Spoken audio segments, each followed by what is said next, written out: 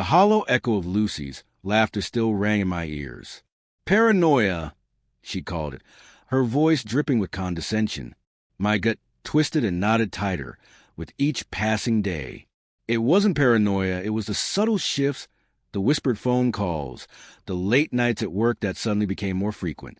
It was the way her eyes no longer lingered on me, the way her touch felt absent. We were high school sweethearts. Lucy and I, married for 10 years, built a life together brick by painstaking brick. A life I thought was unshakable. But lately, the foundation felt like sand, shifting beneath my feet, threatening to swallow me whole. I tried talking to her. Is everything okay, Lucy? I'd ask, my voice laced with vulnerability I hated showing. She'd just smile, a tight, brittle thing, and say, Of course, honey, you worry too much. That smile, once my comfort, now felt like a betrayal. The suspicion gnawed at me, a constant dull ache. I started staying late at work, not because I had to, but because I couldn't bear the emptiness of our home, the ghost of her presence where she should have been. One evening, driving past a local Italian restaurant, I saw her, Lucy, sitting across from a man, their hands intertwined, their laughter echoing in the night. My blood ran cold. It was George, our neighbor, the one with the too-perfect smile and the overly friendly demeanor. That night, I didn't confront her, couldn't. The pain was a physical blow, knocking the air from my lungs. I needed time to plan, to strategize. Revenge isn't a dish best served cold. It's a dish best served meticulously prepared. Over the next few weeks, I collected evidence. Phone records, credit card statements, photographs. I even hired a private investigator, a gruff, no-nonsense woman named Brenda, who confirmed my worst fears. They were meeting regularly, their affair a tangled web of deceit woven right under my nose. Then came the day, our anniversary, 10 years. Irony dripped from the date like venom. Lucy had planned a romantic dinner at home. She was humming in the kitchen, oblivious, while I set the table, not with candles and flowers, but with something far more potent. When she emerged, radiant in a dress I bought her last year, I held out my hand. Happy anniversary, Lucy, I said, my voice steady, betraying none of the turmoil raging within. She beamed, oblivious. Happy anniversary, darling. We sat down.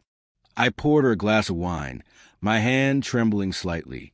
I have a surprise for you, I said, my voice barely a whisper. Her eyes sparkled with anticipation.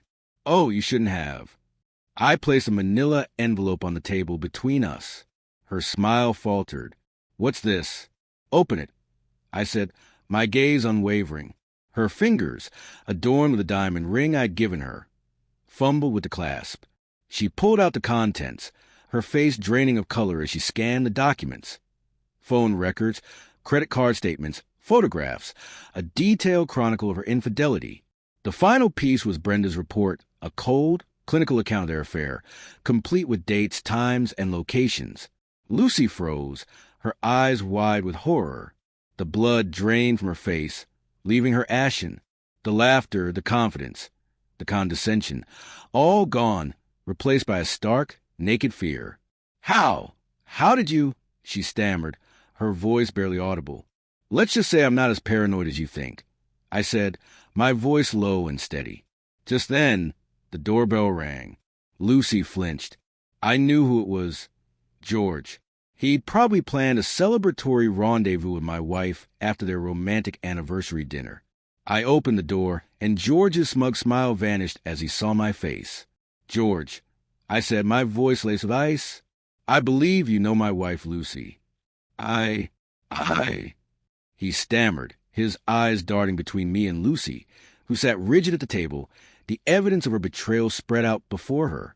I stepped aside, gesturing toward the table. Come in. We have something to discuss. He hesitated, then stepped inside, his face pale. I closed the door behind him, locking it with a decisive click. The sound echoed in the sudden silence. I pointed to the documents. Explain this, George. He opened his mouth, then closed it again, his eyes darting between Lucy and me. He looked like a trapped animal. I... He stammered, unable to form a coherent sentence. I didn't give him a chance to finish.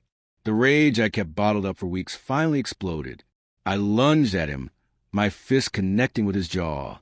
He stumbled back, crashing into the wall.